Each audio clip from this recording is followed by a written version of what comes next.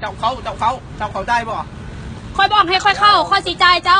8,000แล้วเป็นอย่างรถน้องข่อยจะคือเก็บ10,000รถใหญ่ไอ้เป็นว่า400นี่นะเป็นอย่างบ่คือกันบริการต้องบริการดีๆจะมาหากินน้ำคนลาวจะมาคูมันเท่าใดรถจะมาทุบรถข่อยให้หยัง10 20,000จีบได้เรียนแล้ว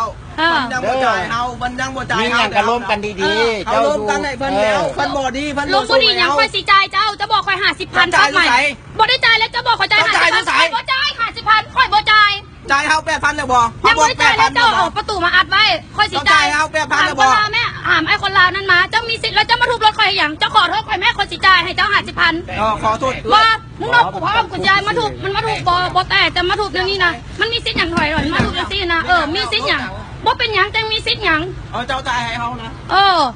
อย่ามาเฮ็ดเมี่ยงรถคันอื่นไร10,000จะเบิ่งรถน้องเฮามา2,000